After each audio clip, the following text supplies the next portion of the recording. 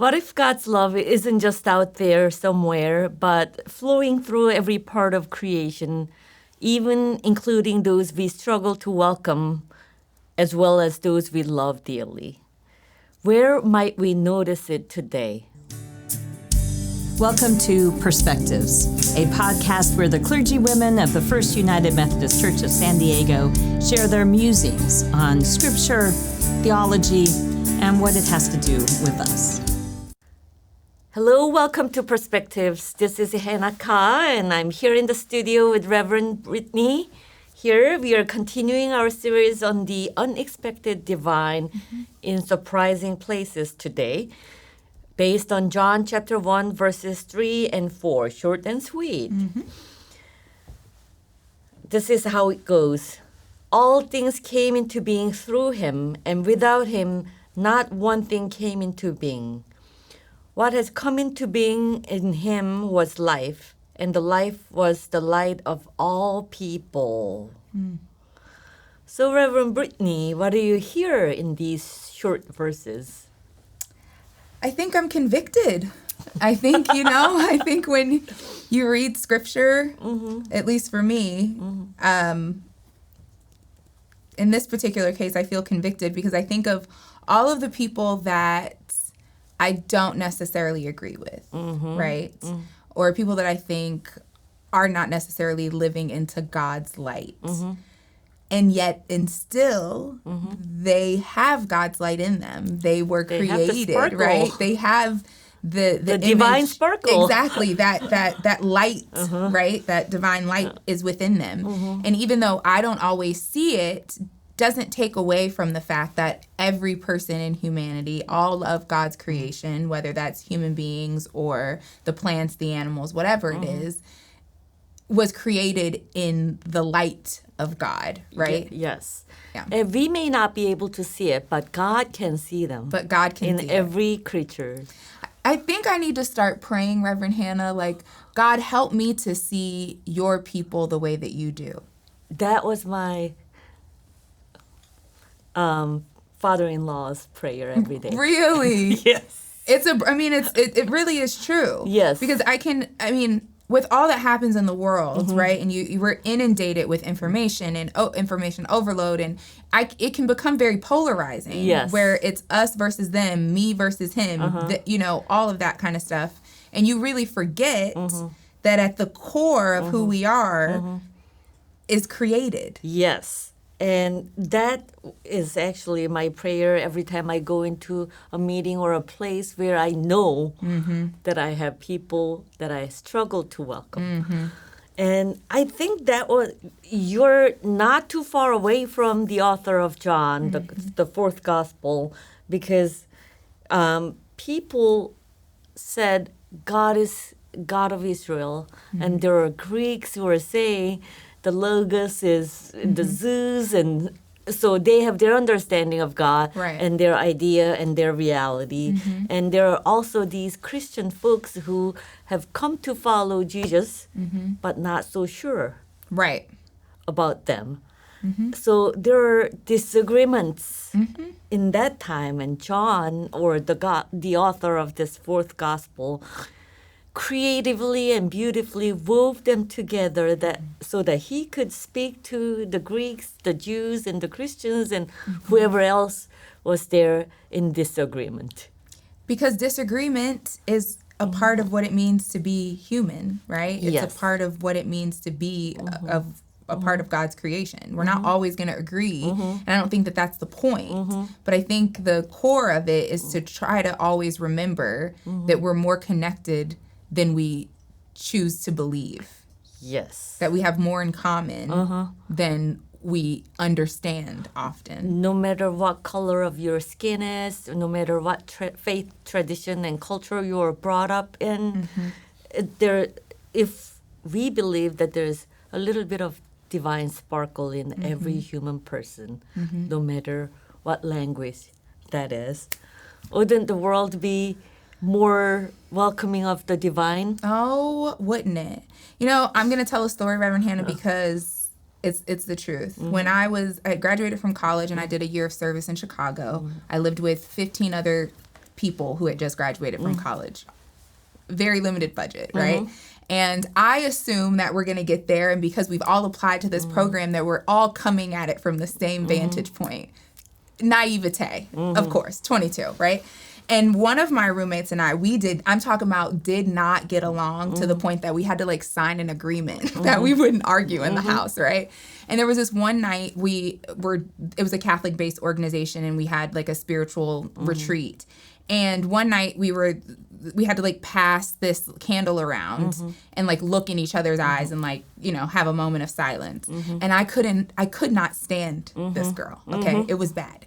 And it was something about being in the dark, getting the candle, and standing across from her that I just burst into tears. Because for the first time, I actually like took the time to see her beyond our disagreements, beyond the fact that she lived in a different place. And I actually was like, maybe she's dealing with something that I haven't paid attention to, right? Maybe she's like wrestling with something that I have just put off as her just being, you know, distant or having a bad attitude, but she's probably wrestling with something. And that was the first time that I was actually able to connect with her on a human to human level. And I burst into tears. And everybody was like, afterwards, they were like, did you just cry because of like what was happening? And I was like, I don't know. I just felt God like telling me to like let it go and just like move on. And that was a really profound moment for me as a young adult, because it reminded me that even in the darkness there is light, and that none of us are the totality of how we express ourselves out in the world. Like there's so much more to us. Yes. Yeah.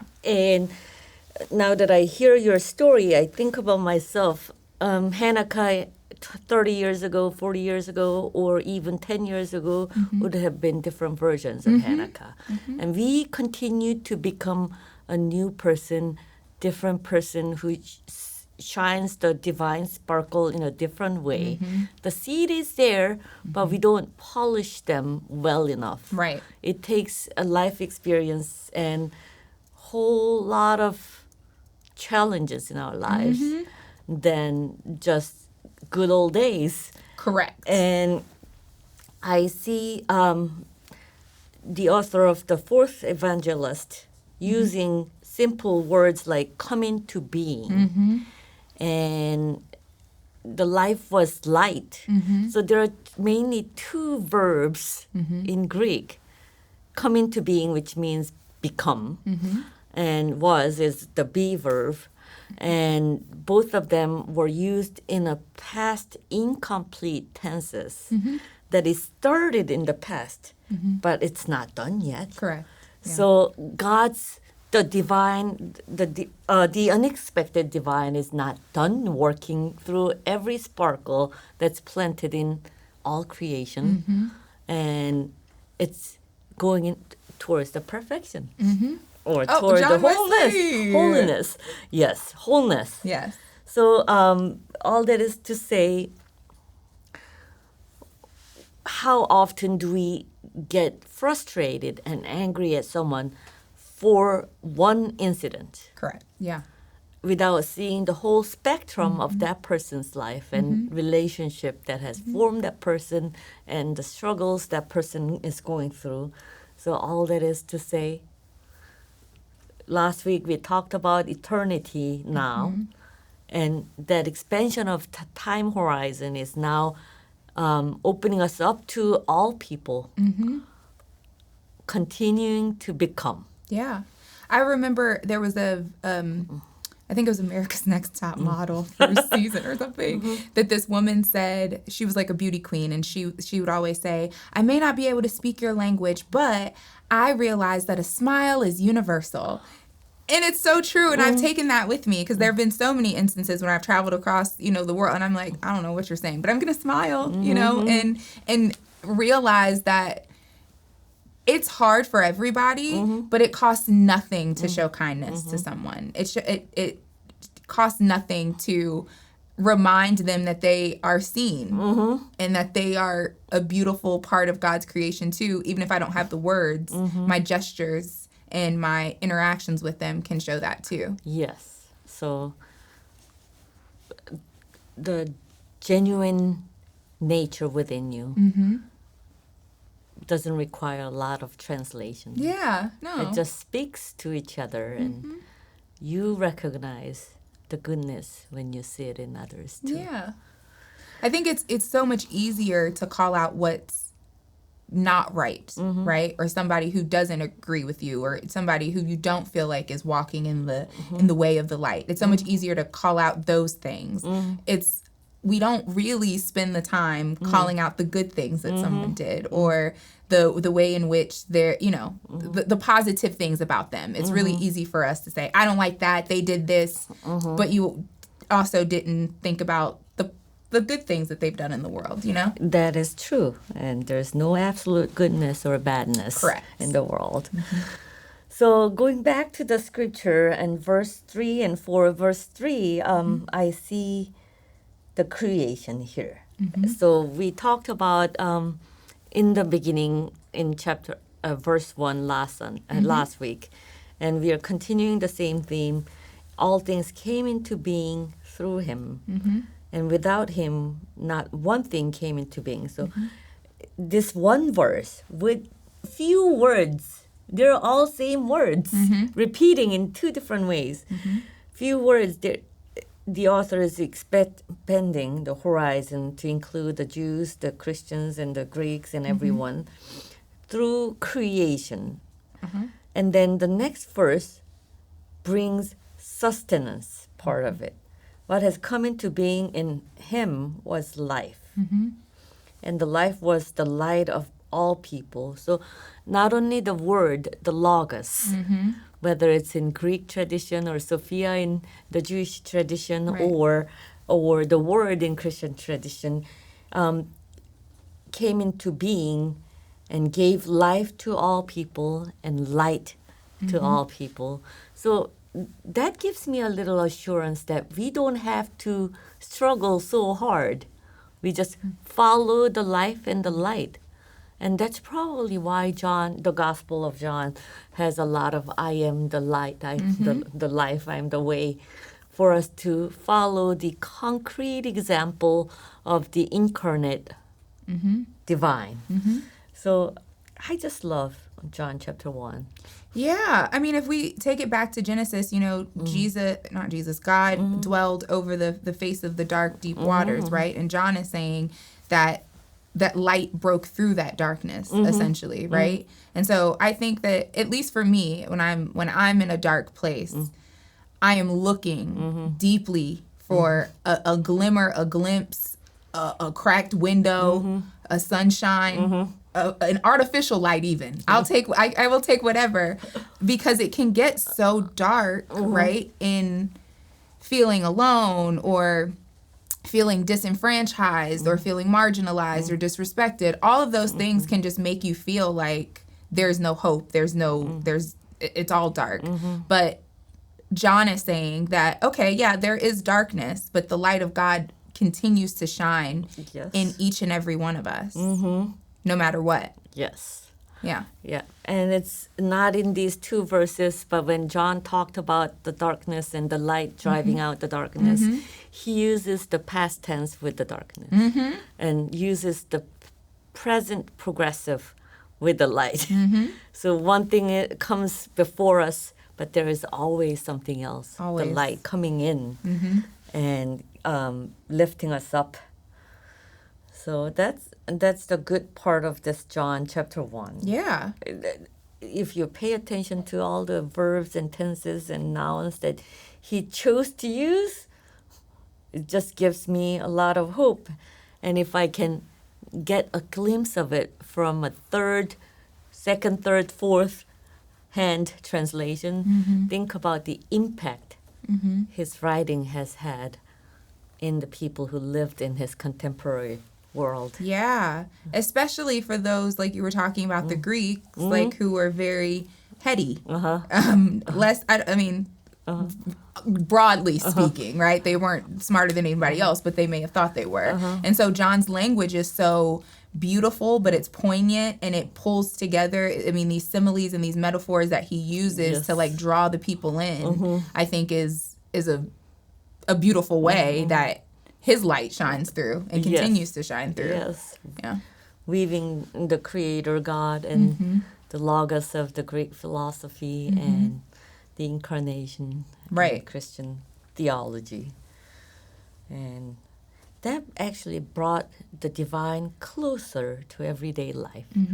And he's saying that there's no one and nothing that doesn't have the divine spark in them. Right. So we shouldn't be surprised. We shouldn't be surprised to see the divine, the unexpected divine in every moment of the life. And I want to be better at that. I really do. I really do. Because I think I can be very polarized in what I think. And I still think there are other ways that we could do this thing called life a little differently for everyone involved. But it's a good reminder to me that God created. If I believe that God is the creator, then I have to believe that God created us all. Yes. Right? And that I'm no better than anyone else, even though I may think differently or my values may be show up different. I'm a part of God's light, but this person is too, and that person is, and that together, the divine is working through us to do something that could be beautiful if we would only allow it to happen. Yes. And that aspect of Christianity was the one that was attractive to Korean Christians to begin with. So tell me more. So contrary to other parts of the world being missionized, Korean Christianity started with Catholicism. So before the Catholic missionaries came into our land, the Koreans went to China to get new books, the latest books from the world. And they came across some Catholic books that says everyone is equal before God. So this was still a feudal society that has the owners and the slaves and whoever is in between. Very classist society.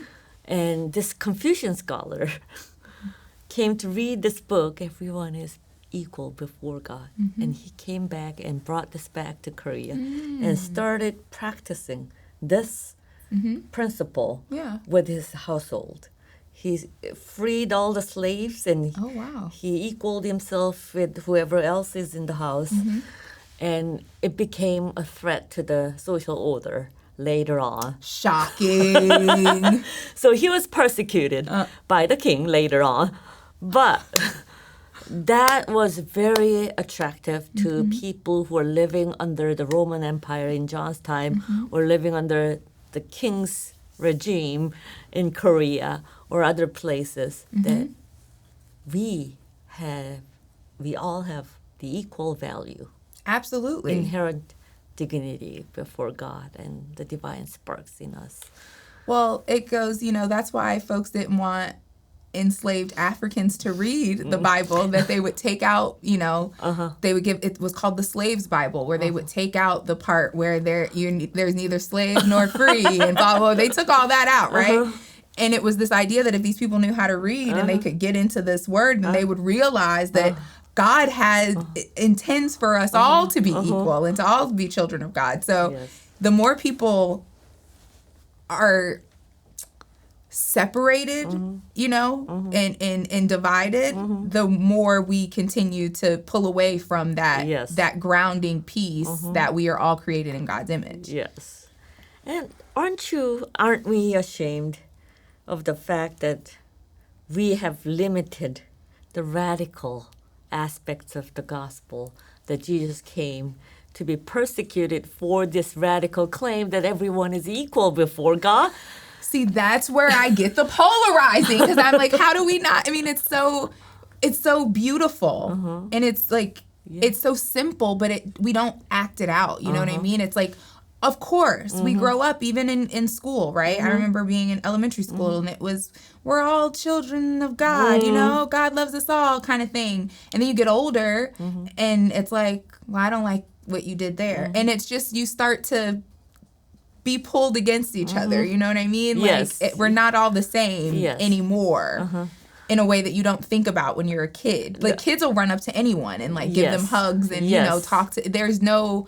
They don't see any of the things until the world indoctrinates them with difference. Yes, and division is the tactic of the colonial power, divide and conquer. But Jesus came to unite everyone into one Logos, one God, one unexpected divine. So can you just imagine a world sitting in this room where people can see the divine sparkle in the person who is cutting the beef behind the store, or those who deliver Amazon products to your unit without knowing a word in English, or those who haul heavy Costco instant cart items to your door. Those who pick the produce and plant the produce, like those who clean up, you know, like, Can we see the divine spark in the strawberries we eat and see all the hands that have worked with sweat and tears and all the exploitation that they go through? Yeah. And wouldn't we be able to change the way we live, the way we become, touched by the unexpected divine in all places? And what would it look like if we expected the unexpected? Like, what would it look like if we woke up in the morning and expected to see the divine in each other? What would that look like? Because I don't typically think of that. I get up in the morning, I'm in a rush. I don't know. I just huff and puff. Gotta get up. I'm moving slow. And that's not a way to, like, you know, it's that day is a gift of life, you know? And I don't always cherish it as such or think of it as such. And I certainly am not looking for the divine in the people, you know what I mean, as often as I should. Yes. And I wake up with the same hymn each day. Morning by morning, new mercies I see. She's so church. No, that has been the only way for me to survive each day and look for something and expect something good. Yeah. I think we also, just like in our enculturation, at least for me, I can say, I have been enculturated with, like, it's all going to fall. It's all going to fail. It's the, you know what I mean? The sky is falling. The sky is falling. Chicken Little. Without the hope of what I can experience that's not the sky is falling. Does that make sense? Yeah. Well, Will, I enjoyed my conversation. I think I can leave this room with a little more hope. Yeah. A little more expectations of the unexpected divine in every human life and every life on earth. So it's been a pleasure having the conversation around these two verses. It's been great, Reverend Hannah, and I will continue to pray the prayer that your father-in-law prayed. God, help me to see your people the way that you do. Yes. That is something that I will pray every day. Shake on it. We have a couple of questions that we'd like for you to ponder or reflect on. Our first question is, have you ever encountered God through a conversation that you were avoiding or a person that you had written off? Our second question is, how has an unexpected relationship changed your understanding of love, grace, or truth? And last, where do you see life and light breaking through in places the world has written off? We hope that you'll spend some time reflecting with yourself or reflecting with those in your family or some of your friends, and we hope to see you next time. Bye. This is a production of First United Methodist Church of San Diego. To learn more about our events and ministries and to access additional learning resources, visit FUMCSD.org.